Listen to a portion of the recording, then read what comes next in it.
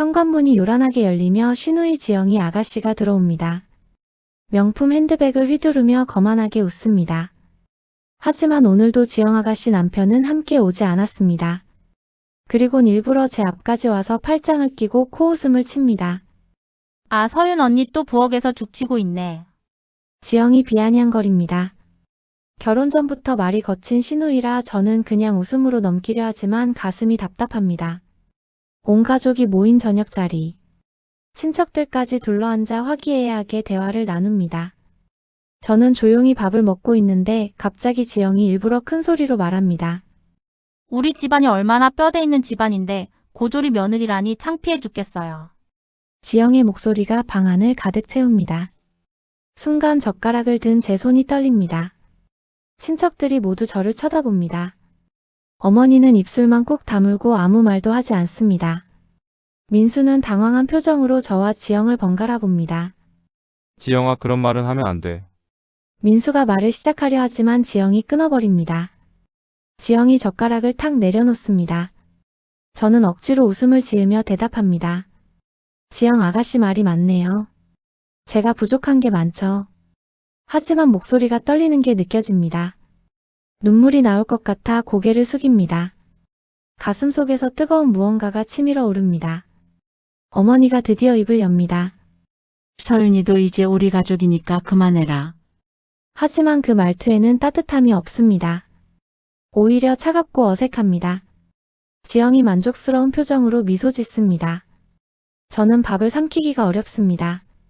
목구멍이 막힌 것 같습니다. 이 순간이 앞으로 벌어질 일들의 시작인지 저는 아직 모릅니다. 식사가 끝나고 친척들과 차를 마시는 시간입니다. 지영이 소주를 따라 마시기 시작합니다. 술이 들어가자 더욱 대담해집니다. 저는 설거지를 하러 부엌으로 가려 하는데 지영이 큰 소리로 부릅니다. 서윤 언니 여기 앉아보세요. 가족끼리 얘기 좀 해야죠. 저는 마지못해 자리에 앉습니다. 지영의 눈빛이 이상합니다. 뭔가를 꾸미고 있는 표정입니다. 엄마, 서윤 언니가 고졸이라서 애들 교육은 제가 책임져야겠어요. 지영이 술잔을 기울이며 말합니다. 대학도 안 나온 사람이 무슨 교육을 시키겠어요. 어머니의 얼굴이 썩은 표정으로 변합니다. 고개를 끄덕이며 지영의 말에 동의하는 듯 보입니다. 그래, 지영이 너가 똑똑하니까 조카들 공부는 내가 봐줘. 저는 가슴이 철렁 내려앉습니다. 아직 아이도 없는데 벌써 이런 말을 듣다니. 하지만 참을 수밖에 없습니다. 어머니, 저도 나름대로 열심히 공부하고 있어요. 요즘 온라인으로 강의도 듣고.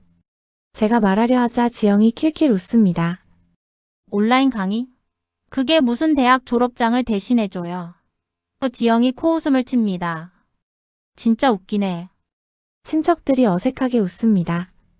저는 억지로 미소를 지으며 대답합니다. 지영 아가씨 말이 맞아요.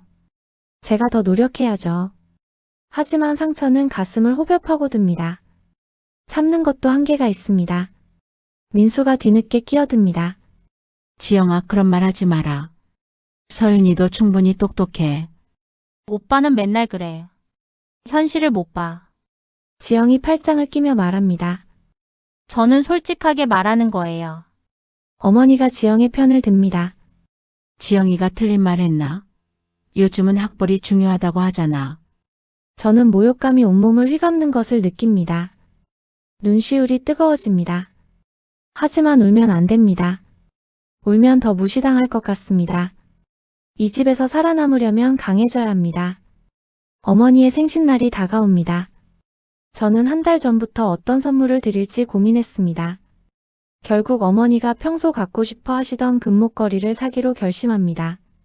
제 적금을 깨서 200만 원짜리 목걸이를 샀습니다. 생신날 아침 저는 선물을 예쁘게 포장해서 어머니께 드릴 준비를 합니다. 그런데 지영이 먼저 와서 똑같은 목걸이 상자를 들고 있습니다. 엄마 생신 축하해요. 지영이 환하게 웃으며 선물을 내밉니다. 제가 직접 골라서 준비했어요. 200만 원 했는데 엄마를 위해서라면 아까울 게 없지. 어머니의 얼굴이 환해집니다. 우리 지영이가 이렇게 효녀네. 고마워. 저는 당황합니다. 분명 제가 산 목걸이와 똑같습니다. 설마 지영이 제가 산 걸 알고 똑같은 걸 샀나? 아니면 정말 우연의 일치인가? 어머니, 저도 선물이. 제가 말하려 하는데 지영이 빤히 저를 쳐다봅니다. 그 눈빛에서 뭔가 계산적인 것을 느낍니다. 아, 서윤 언니도 선물 준비했어요. 뭐예요? 지영이 일부러 큰 소리로 묻습니다. 저는 선물 상자를 내밉니다. 어머니가 열어보시더니 당황스러운 표정을 짓습니다. 이거 지영이가 준 거랑 똑같네. 정말이네요. 우연히 같은 걸 샀나 보네요. 지영이 싱긋 웃습니다. 하지만 그 웃음이 이상합니다. 순간 깨달았습니다. 저번에 선물에 대해 묻더니만 제가 어떤 선물을 살지 미리 알고 똑같은 걸 샀습니다. 그리고 먼저 드려서 자신이 준 것처럼 만들었습니다. 지영이가 먼저 줬으니까 지영이 선물이네. 어머니가 웃으며 말씀하십니다. 서윤이는 뭔가 다른 걸로 준비했어야 했는데. 저는 아무 말도 할 수 없습니다. 억울하지만 증거가 없습니다. 지영이 저를 보며 승리의 미소를 짓습니다. 그때 저는 마지막 카드를 꺼냅니다. 미리 써놓은 손편지입니다. 어머니, 편지 하나 읽어드릴게요. 어머니께 향한 진심을 담은 편지를 낭독합니다. 시집 와서 겪은 일들, 어머니께 배운 것들, 감사한 마음을 진솔하게 적었습니다. 읽는 도중 어머니의 눈에 눈물이 글썽입니다. 고맙다, 서윤아. 어머니가 제 손을 잡으십니다. 그 순간 지영이 손톱을 깨무는 것이 보입니다. 눈빛이 번뜩입니다. 생신잔치가 무르익어 갑니다. 어머니는 제 편지 때문에 계속 저를 칭찬하십니다. 친척들도 며느리가 효부다, 글을 참 잘 쓴다며 칭찬이 자자합니다. 지영의 얼굴이 점점 일그러집니다.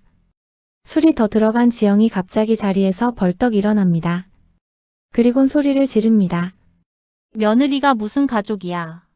모든 사람들이 지영을 쳐다봅니다. 지영의 목소리가 떨리고 있습니다. 질투와 분노가 섞인 목소리입니다.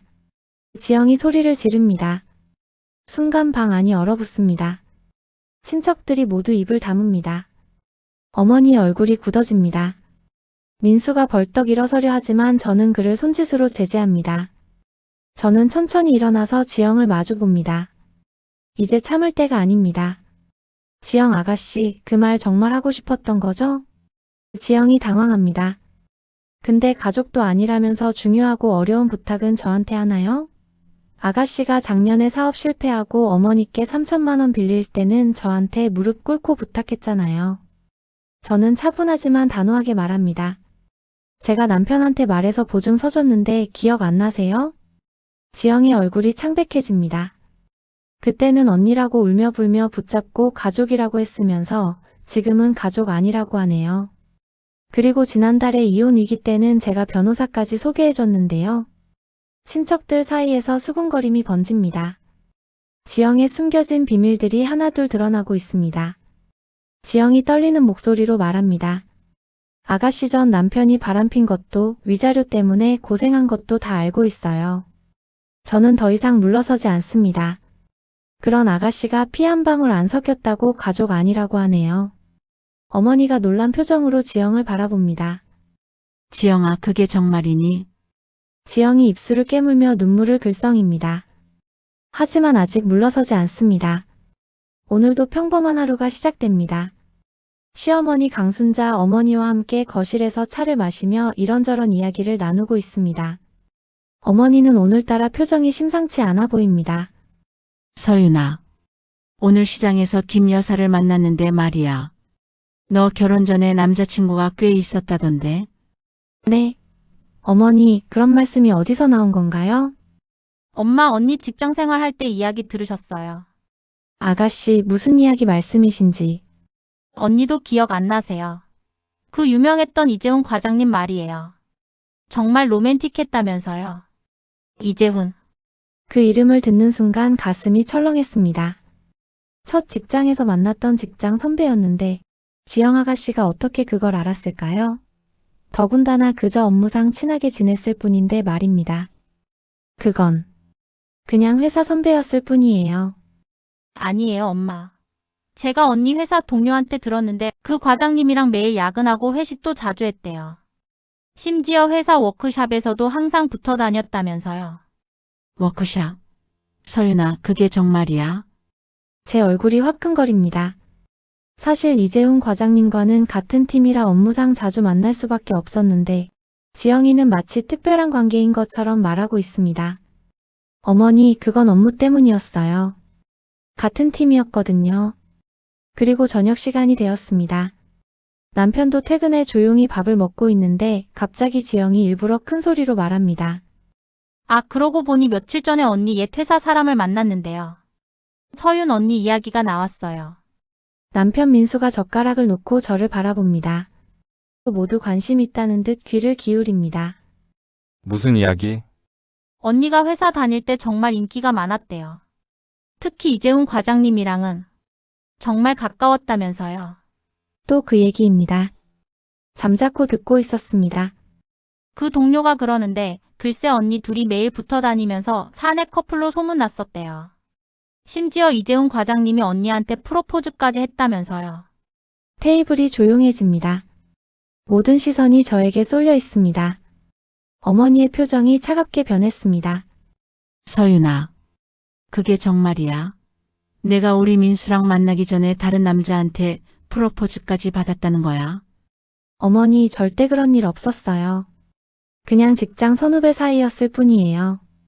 당황하지 않고 차분히 말씀드렸습니다. 언니 부끄러워하지 마세요. 요즘 세상에 연애 한두 번 안 해본 사람이 어디 있어요.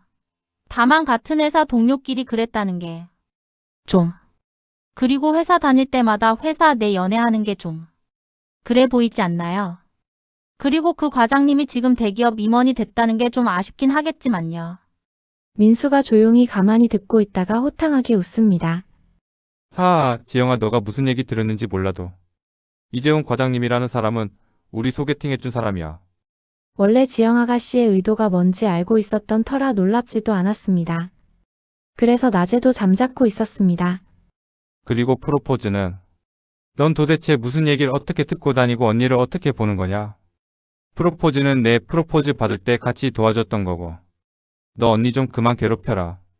저번에 너 말한 보증금도 언니가 다 해주다시피 한 건데 보증 선고 확 취소해 버릴까 보다. 어머니는 이 상황이 싫으셨던 건지 헛기침을 하십니다. 이런저런 사건 이후 지영이 체면을 구겼습니다. 하지만 포기하지 않습니다. 이번에는 더 교묘한 방법을 씁니다. 동네 마트 앞에서 이웃들을 만날 때마다 헛소문을 퍼뜨립니다. 우리 언니가 남편 돈을 빼돌린다더라고요. 몰래 적금도 만들고. 부동산에서도 비슷한 소리를 합니다. 서윤 언니가 집안돈 관리하면서 자기 명의로 돈을 빼돌려요. 미용실에서도 마찬가지입니다.